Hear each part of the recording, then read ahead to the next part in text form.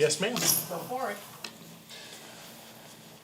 All right, we're going to call this meeting to order of the Rescue Commission 609. First thing we're going to do, I want to welcome Region 1, Kelly McCormick, newly elected commissioner. Thank you for your willingness to serve. Region 2, Tammy Wilbanks. Thank you also for your continued service and your obviously the support of your department. So thank you for your willingness to be there. Because this is the first meeting of the year, we do need to hold elections for the chair and the vice chair for the commission. And that being said, I do need nominations.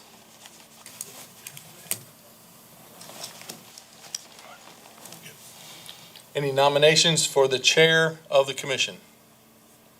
Nominate Mr. Zahn for chair. All right, one nomination. Second. Second. Accept. No accept. We need to vote. Actually, any discussion? Since we don't have a second person, but all in favor? Any opposed? All right. Mr. Zahn, you are elected the chair once again. Thank you for your willingness to serve, and it is now your meeting. Thank you. Okay.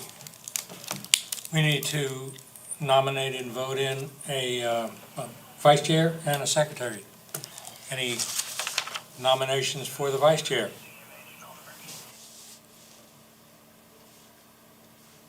I'll nominate Michael Smith. He made me promise not to nominate him as secretary. Oh. He told me who to nominate for secretary. Any seconds? Okay. All in favor? Right hand? Opposed? Okay. And secretary? Any nominations for secretary? You may nominate yourself if you like. Nate Tammy, she looks like she's doing. I second that. We should have ganged up on him. Okay, any discussion? Tammy, do you accept that nomination? Yes. Okay, thank you. We appreciate it. All in favor, like right hand? Opposed?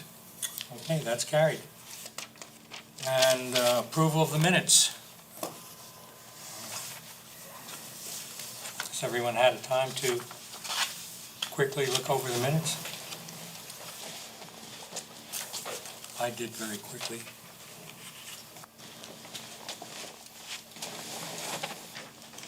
Any discussion of the minutes? Need a nomination? Somebody, Motion to approve. yeah, approved, yeah. Thank you. Make a motion. Okay, and I'll second it. All in favor, right hand? Opposed? That's carried. Mike, did you make a list of the, I'm just assuming you did, or did you make a list of the proposed dates? Mhm. Oh, okay, They're on your screen. thank you. And you should be right in front of you. Oh, right in front Look of at me. Okay. July is that. Thanksgiving is moved up. With Thanksgiving, didn't we usually just move that up a week in the past? Correct. That's why it says combine with fire rescue, because if you move it up a week, it's on their day. Oh, So it's a fire rescue meeting. Yeah. I think last year we did a Wednesday, or they, Last year, they did a Wednesday, we did a Thursday. okay. They've well, already We could worked- work something out with them between now and then. And Christmas, right? Okay. How does everybody feel about those dates? Okay, Did we skip July last year? yeah, We did, okay. we did. And Summer, we skipped December last year, didn't we? yes. Correct. Those two.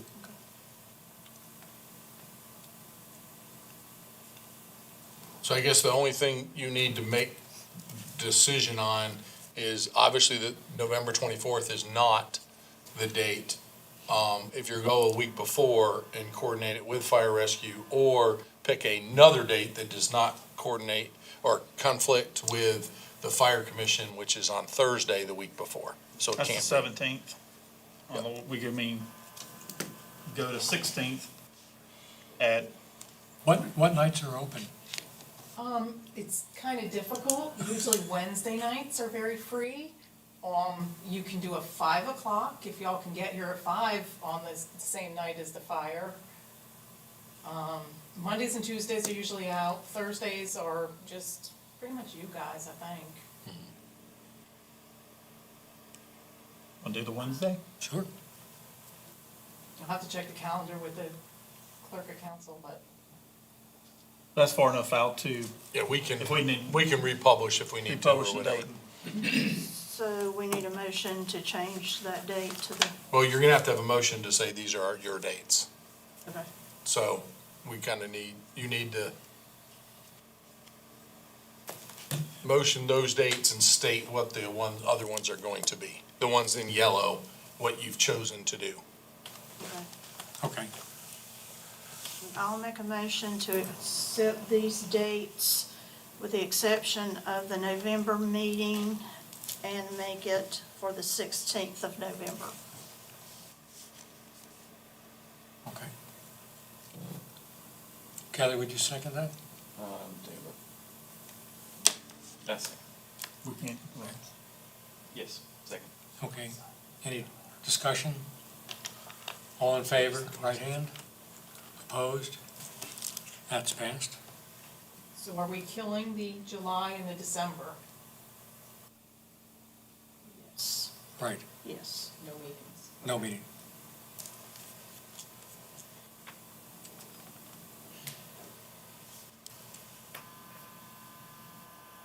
Most of the rescue squads and fire departments also do that, have no meeting those 2 months.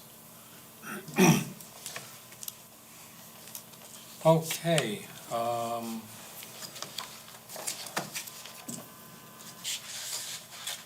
squad updates. Kelly? All right, spoke with Jennifer Fuller last night, Chief of Rescue 3. Also spoke with Ray Smith and Lisa Hunia about what their current status and needs are. Last year was hard on them. They had a lot of sickness, and despite that, they're pushing forward. They're answering calls. They had a new application last week for members in nursing school and currently in EMT. Jennifer's currently going through the roster to reach out to old members to see who's still interested in serving. 5 good regular responders and some great aspirations, and all volunteer agencies go through cycles, and they're coming out of one. So their vehicle R3D had been in the shop a while. I'm not certain that's out. checked on the day, it should be within a week. They're excited to get that back. And they have R3C operational as well. Jennifer and Ray both expressed some concerns about the difficulties getting their quarterly checks. They felt like they turned in the information, but some of it had gotten lost. So I told them to reach out and see exactly what. We'll be glad to work with them. Yeah. The biggest thing is it's coming in pieces. And so, and all the paperwork isn't signed, so, and then they want their check now because they did it this quarter, but they haven't done paperwork from before. So we need to catch them up and get their paperwork. It's not just for this quarter. So they need to catch their paperwork up, and then we have to if it goes over the 30 days, or I believe it's 45 days, that, we have to reissue the check. Sure. And we have to get a new check, which can be done. It's just, we don't keep recutting checks to keep a valid check in place. Gotcha. And I think Lisa is going to get with Diane about getting all that up to date. They, apparently Diane kept really good records. She printed out every call, and They never used to have a problem. You just started having a little glitch there, so I'm sure we can get it taken care of. I got most of it. And we're working on, Cindy has the outdated checks that we're working on getting reissued. And we're double checking the information, make sure, there were some calls that were outstanding. I think those have been cleared up. I gotta get with, Chief Livingston on those, and then it'll be pretty much done. I do want to propose something. I started back in rescue about 2 years ago, maybe a little longer, but all hours of the day and night, I heard her voice on the radio responding to calls. And it's kind of a void, not hearing her anymore. But she served this county day and night for years, and I wanted us to recognize that in some way. Publicly, we are really good about recognizing people after they're gone. And I just saw her as a hero in the community, and I would just like to make note of that of all the good things she did for the citizens of the county. So if there's a way we could recognize her, I think it'd be a great idea. Okay. Moving on to Rescue 1, this squad has been a miracle resuscitation. We have about 20 members, and then the other night we brought on, I think, 4 more. 2 are EMTs, 2 will need EMR. Of the 20 that we had before that vote, 19 of them had responded to calls since January 1st, so most of them are active. The 20th had some extensive health issues and is probably going inactive, but it's exciting. The ones that have responded to less calls are working on the building and making upgrades and contributing administratively in many different ways. We have 3 vehicles in service. We purchased a fourth used vehicle, which will come online in the next 2 weeks or so. It's just finished striping and it will go, it's undergoing some repairs to get it into service. We've got a really good rehab trailer up and going now. We've replaced a lot of outdated and expired equipment. We built a new office inside the building, replaced the heating and air conditioning system. We're digital radio conversion ready. We've applied for 501c3 status. We just finished up changing the name from Tri-City Rescue to Seneca Rescue, which has been long overdue. And we're doing everything we can to save money and run a lean, efficient rescue squad, but it's really tight. So our call volume is steadily increasing. We have an EMS unit in the house now who's consuming power and toilet paper and all the, fixed expenses and consumables are up. And we don't receive reimbursement for that. We think it's good for the community. We like having a unit there close to the people that we serve, but it has come with cost. So we need help if that's possible. I know these figures were set a while back and probably were very appropriate for the time, but we really do need some financial help to sustain what we're doing. Lots of things, PPE, oxygen, fuel expenses, and we've done just about everything we can to get that fuel bill down. Mr. Zahn helped us get on the state fuel contract, and we need help. So happy to talk with you guys about ideas that I have to make that happen. We are due for a vehicle this year, I believe. Is that correct? I believe so, yes. We have looked through all of the vehicles on the state contract and found one that we feel like is appropriate for us. Ford had created a rapid response vehicle that's already outfitted with the things that are necessary to make a good rescue vehicle functional and safe. They have an F-150 police responder. It's four-door, it's four-wheel drive, standard. It's built with heavier braking systems, heavy-duty alternator, so the car doesn't die when the lights are running, right? It has idle control pre-installed, so when it is running, it'll idle up to keep up with the electrical demands. Has security features that if we have the key fob on us, nobody can jump in and steal it on the scene, because we always leave the vehicles running. Compartments come already in it. It has other heavy-duty features. It's V6, it's economical, it's good on gas for us, which our fuel bill's quite high. And by having a purpose-built vehicle, it keeps us from having to take a cookie-cutter vehicle and make it into a rescue response vehicle. So we would like to propose that you guys look at this for us. Financially, it is about the same price as the cookie-cutter Chevrolet 2500.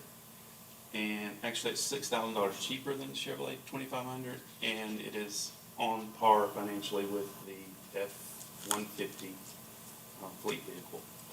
So I did bring some information on that. I'll be glad to share it if you guys want to look at it. Yeah, we'll talk about that.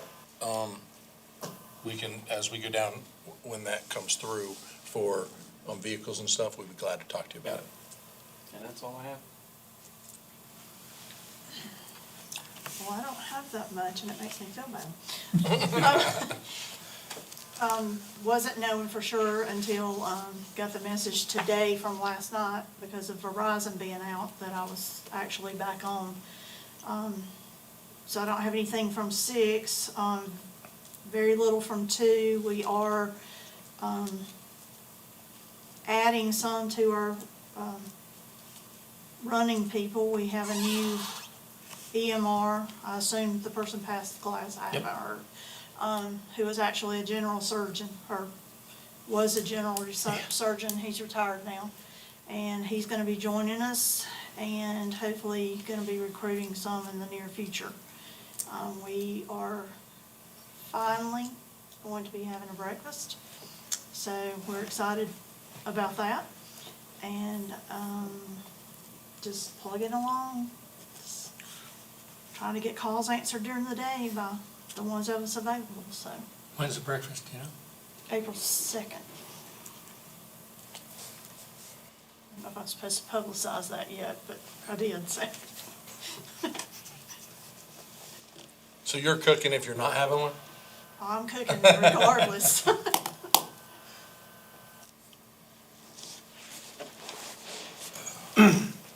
That's all I have. Thank you. Michael's not here tonight. I can let you know about Rescue 4. Oh, good. They did have several new members come in. They had one member complete EMR. They're up to about, I want to say 8 total now. Like with all of them, everybody that had some COVID go through that took the responses down for a little bit, but they seem to be getting right back into it. And we're working with them to, with the financials and get everything straight with that too. Okay, good. Okay, again, Michael didn't tell me anything particular about Rescue 5, but we're hurting for members, we're hurting for making calls. What can I say? I think we have a new member coming in. Buck Haney's moving back into the county, and his new wife, who's a vet tech, wants to go into EMS, and she thought a good place to start to see if she liked it would be, see if she likes working with humans as much as she liked working with animals. So we're looking forward to that. And I must agree with Kelly when he spoke about funding. I watched the books, the expenses real carefully for Rescue 5, and we just about use every penny every month, just for the basics. And we frequently steal money out of our fund that people have donated money to us for our everyday expenses. So, I'm not gonna say, that we don't need to work on funding, but Steve, your department doesn't even pay for a building or any expenses within that building, that's correct, and they do. that's correct. The county pays 100% of yours And we on Rescue Fives. we are thankful. Okay, did Eric say anything to anyone about? They had a new member join, a former EMT. We tried to get him in the daytime class, but he still hasn't retired fully yet, so, I'll be working with him and, get this gentleman in a new EMR class. We're gonna try to hold another one. We didn't have enough sign up for the nighttime class, but there seems to be a need now to try to get another class in. So I'll talk with Brady about that, Chief Norris, and, see what we can do. Cool, okay. Rescue 7 and 8. I think this is I used the Q word, but this is our peaceful time of the year. But we're trying to gear up and prepare for the upcoming warm weather. People doing silly things on the water and on the mountains. There's gonna be a big showing on Lake Hartwell in March. Bassmasters are back, 2 weeks, isn't it? Next second weekend? week of March. I'm not, yes. It's next weekend. So a lot of people and a lot of boats on the lake. Yep. And they do come in Oconee County. They do, and they come way up to Tugaloo River. Yep. Um, And way up the Seneca River. I know that they plan to remove Marine 705 to get the hydraulic piston repaired. I wonder if they could hold off until after the Bassmaster. Okay. Thank you.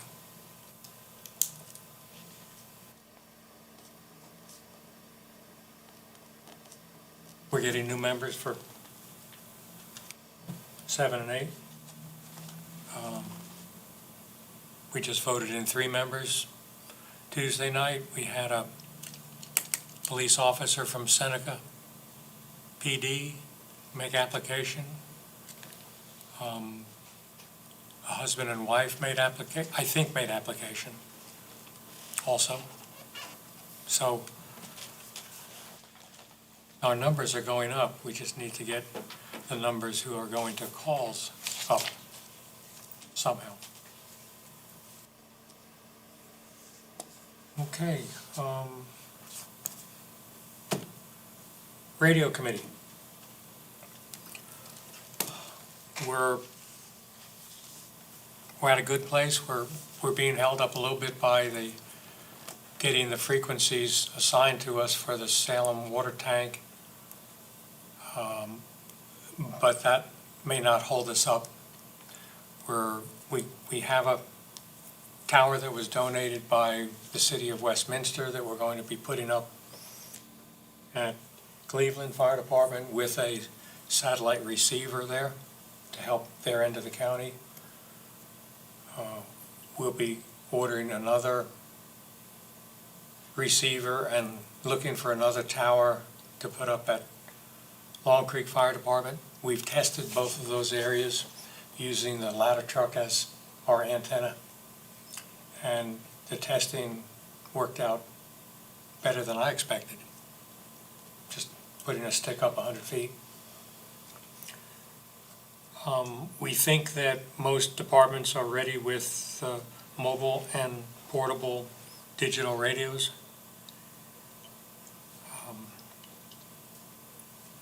The radio committee has to do, I think, one last real hard push to get done what we need to get done in order to move ahead. So that's where the radio committee is coming from. Tammy, would you kindly report on your committee? Mike, you jump in wherever you want to. We have completed what we were working on with this phase.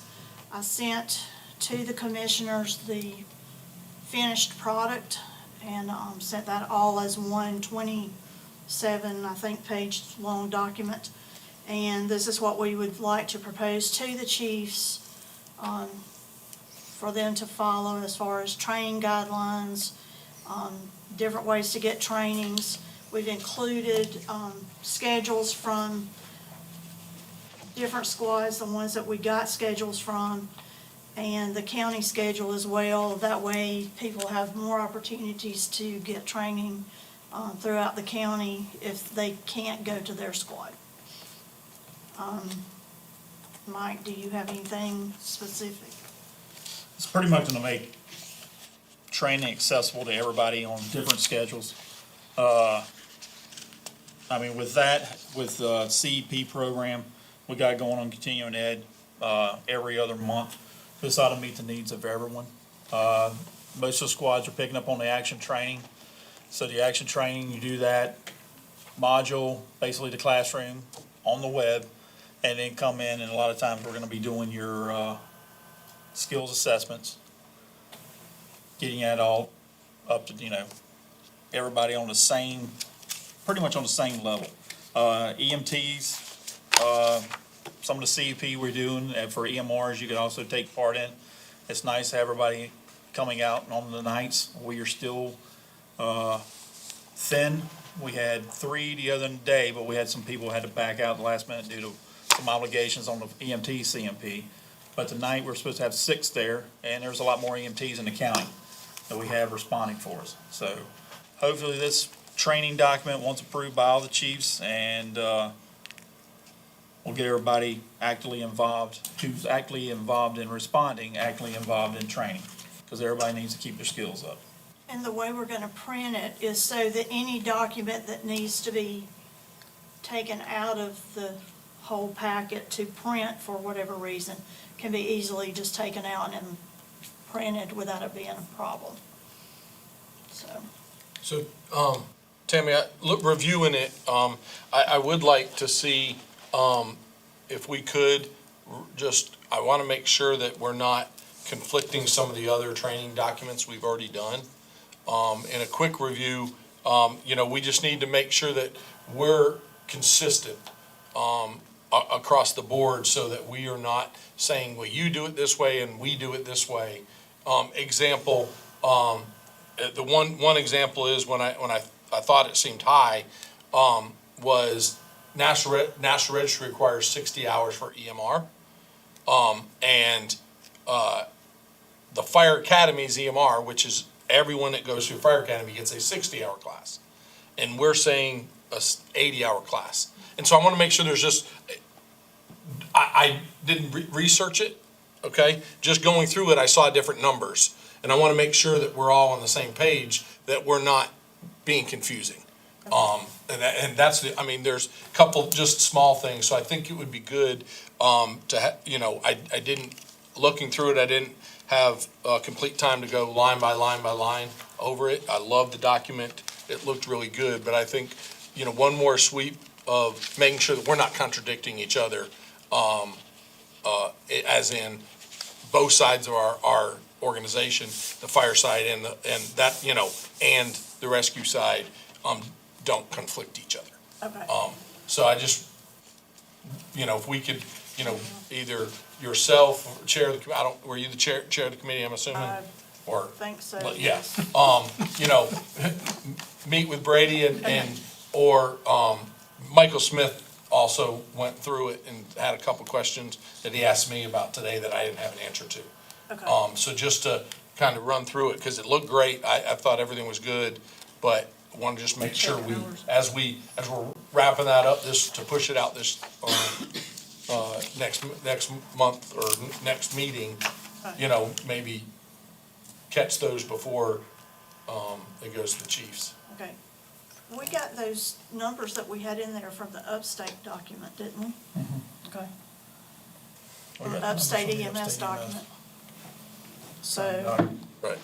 and when did, Well, upstate's, like Fire Academy's using ASHE. Right.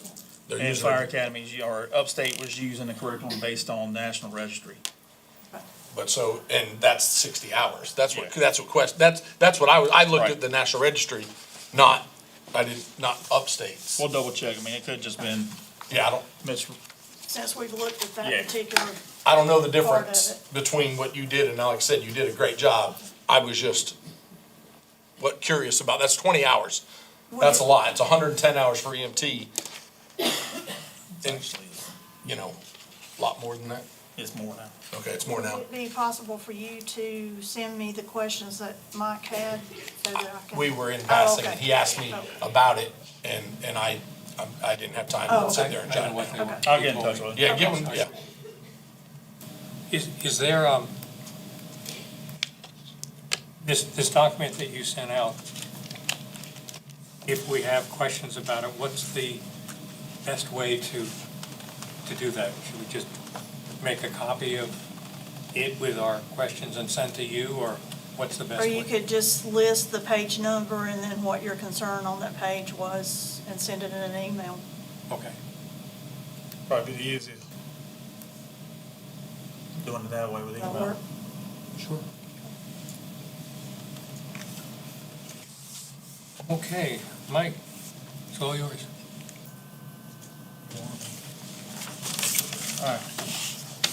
All right. With that document said, I want to thank the group that has been working on it and spent a lot of hours. This group's comprised of Tammy Wilbanks, Salem Rescue, Zach Smith, who started out as a Seneca Rescue member but has switched over to OCS, one of our community medical outreach personnel. Assistant Chief Bruce Brock from Crossroads Fire Department, Dr. Nat Mann, who's a member of our special rescue team, and Ray Smith, who was from Rescue 3 and Fire 3. So, and Eric Spragas, Chief of Kiwi Rescue Squad. I want to thank them for the time they've spent and working on this document, and I think it's a real great thing for the county volunteers. From there, community medical outreach. It's a new program we got a grant for, and we have staffed those positions. One of those being Zach Smith, and the other one being Kaylee Phillips, both paramedics that work in the county. For Prisma, Zach has moved on to Anderson County. However, 1 day a week, they are our employees for the county who are going out and doing home safety at this time. Once we get approval from DHEC, there'll be a full-fledged community paramedic program. And with that, we're writing a program for approval for DHEC. And once approved by our medical director and DHEC, we'll be instituting that. And there'll be, once approved, full ALS providers. We're looking at working with some other community sources on, one, special medical needs, working with the squads. We set with our CERT team today and our county GIS program manager, I guess, Lisa Semmering, went over our new program we have for identifying special needs, medical needs registry in the county for if we had to evacuate, and checking on them, the list that the rescue squads used to go through and check, quarterly, at least annually with these people, getting that list started back up where we get these visits made to verify these people still need our assistance in an emergency. Working with we have met with both the Sullivan Clinic, which is a Clemson University Rural Health, which is opening up a clinic here in Walhalla, and then with the longtime resident of Rosa Clark Clinic in Seneca, which has been around helping the citizens of Oconee County for over 40 years. Working with them to reach these areas where we can assist them with outreach and also refer patients to them that we find to come across in referrals from the rescue squads that say, hey, can you go out and check on these people? We ran this, and they may need a little more assistance that we can provide after the call. So we would do follow-up And hopefully, working with these agencies and bringing some more people on board, it's going to be a great service to the citizens of Oconee County. If y'all have any questions on that. And that's all I have at this time. Oh, for the vehicles, we are looking into that. There was questions on whether it's still available on the state contract since Ford backed out of the regular trucks. And once we can go through that, we'll look into it. Director Crane. That kind of leads into budget. It is budget time. We're going to be going through that. Hopefully next meeting, we'll have some numbers for you as we move forward. The replacement plan, everyone needs to remember, we believe we're still going to get the squad vehicles budgeted, but because of the misalignment of the air packs in the overall replacement plan, the capital plan, we had to move them up 2 years to meet the required replacement on those, which is part of the plan, spreads all the stuff out to have a 1.2 roughly million capital each year. So some stuff had to get pushed here and there to make that happen from the original plan that was, again, had those 2 years too late. And so we're going to try to make sure that the funding, we're probably pushing a fire truck to make that lease purchase happen is what's happening. But just so you know, we're going through that as that was another big expense. We did get $1 million grant for that side, but still, that's 1.5 million that is 2 years ahead of the original plan for that. So we'll be working with that. I appreciate you bringing up the need. Rescue and medical is an ever growing, and our expenses continue to rise with medical equipment and everything. And I do note that. So we will look at options for that fixed budget. The issue everyone needs to understand is we have a fixed budget on that money, that line item, and that fixed budget. There's going to be no tax increases per council this year. So there will be no added millage to that. So we have to figure out where other money would come from to change anything right now, because there won't be any added millage to any account this year per council. But we'll be glad to look at what our options are to try to help some. And budget isn't the only way to do that. Radiological training. We need to make sure that all our members get that training. If you remember now, 4 weeks ago, there was a small little fire, not a fire, at the plant. We were called out for a fire and there's a bunch of smoke in a building. We had rehab there and a bunch of other stuff. We actually issued dosimetry. And what we found is some people said, "What's this?" So we need to emphasize, doesn't matter where you are in the county, because people came from all over. We had fire trucks from all over, rescues from all over. We need to make sure that they get that training. So please reach out to Scott Smith and schedule that training. It should be once a year. It doesn't take, you can do it on your night for training and do a meeting night. And he can get that taken care of. And just so you know what to do, how to fill the paperwork out, and the ramifications, or how we have to make sure that we protect our responders if they have to respond to the plant in that environment. So we want to really emphasize the importance of making sure that, it's not a hard training. We'll be glad to do it, and we get that taken care of. Reports.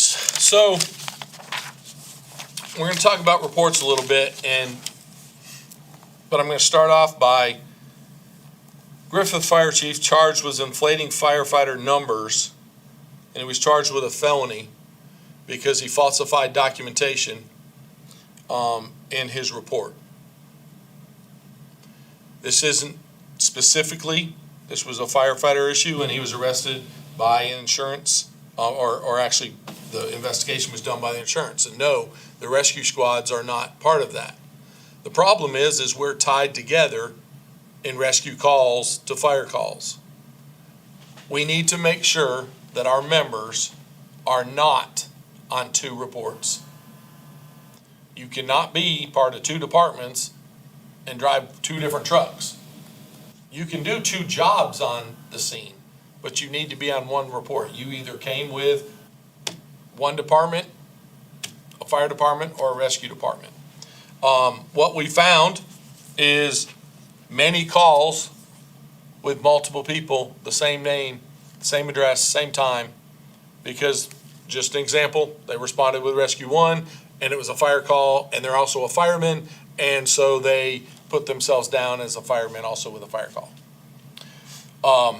If we take away all of the fire side of that, it doesn't change the fact that we try to take away the duplications during incentive. We're still falsifying documentation. No, we're trying to fix the money when it comes to, so that we don't get in trouble for misappropriation of government funds, which is, if we know we're double paying somebody for something, can be misappropriation of government funds. And we spent hours trying to make sure that people didn't get double paid. It doesn't change the fact that reports are still wrong. We need to emphasize more than ever that the importance of being on one report. The report is done correct and in a responsive time. And overall, we want to make sure that we're documenting what is going on, because litigation is out there, and a week doesn't go by that we don't get freedom of information for something, for attorneys, and I'm not sure which number I'm supposed to call, but it's all over the every morning there's injury lawyers and those kind of things, and they're calling all the time to get information. We need to make sure our reports are well, people are taking care of them well. Big thing we're finding is that duplication, which is falsification documentation, because you can't be on, you can't physically be both. And so please pass that down to your squads. This happened to be on the fire side, but it doesn't mean someone can't make an issue of it if we have it on the rescue side. So I bring that up to make sure that we are doing better. I know Mike and I have talked about how do we get a better report? How do we work on that? And there's not an easy solution. I know for the fire department side, we are going to have to look at how we actually do that reporting and try to make it so possibly you can't accidentally do that. And I understand it. I'm not saying people are doing it purposefully. It's happening, but we're not saying they're trying to get to two calls or trying. And it may be you saw someone on a call and you put them down on that call, not realizing that another chief put them down on the call because they thought they were responding for them. So something we're going to have to work on a good solution, as that is. And it's hard with as big of a system, the way we have it set up right now in the reporting, not to get the duplications. So that's something we're going to have to work through. So please help us with that, especially on structure fires where there are lots of multiple units and those kind of things. And in motor vehicle accidents where you have fire and rescue on there, just make sure who the departments are putting on are with that department. If they're with a paid department, again, they're being paid for by a department. They're not a volunteer. They're not on someone's roster or on somebody's report as a volunteer. They are getting paid for Seneca Fire Department. They're getting paid for Walhalla Fire Department. They're getting paid for Salem Fire Department. Whoever that may be that they're actually being paid for, if they're on a report for that accident scene, we gotta make sure they're not volunteering for one of our rescue squads, as we move forward. Any questions? This is only, I guess, when there's a duplicate report, Correct. because they gray out when it's in the same. If it's in the same report, they gray out. But when there are duplicate reports, or in the city's cases, they're reporting their own report, it doesn't show up in ours at all. And I'm sure it can't be done on a bigger scene, but we've gotten to the point where if fire and rescue are both on the same scene, before we leave that scene, we're like, okay, who's going on rescue, who's going on fire? Right. And, you know, if they did patient care, definitely rescue, but if it's somebody who's there that just did traffic or whatever, we're deciding before we leave. And we had that situation just this week where, okay, these two are going on rescue, everybody else is on fire.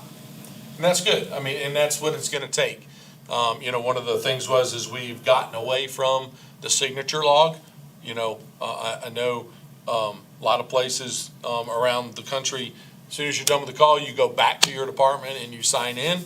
And it's not always feasible because we're driving so far. It's harder on the volunteers because they're driving more, because they drive to the call, then they have to drive to the station and then home, you know. But we need to make sure, like you're doing, there's communication so that it doesn't, continue to happen. And Steve, that is all I have. Okay. Anybody have anything else? One question that was posed by Rescue 3. Okay. What is the penalty for a no response? Is there? There is no penalty. It's just documented as a no response, so that we know, when, you know, what that looks like. Again, those calls used to be deleted, and that's not appropriate either. It was skewing, data, and so we have to track it some way, but there's no penalty. The example they expressed was a backup tone for Rescue 5 that was down toward Toccoa. It's hard to get a POV to respond that far, Completely. so they just wanted to make sure. Yeah, there is no penalty for a no response. Okay. Anyone make a motion to adjourn? Make a motion to adjourn. A second?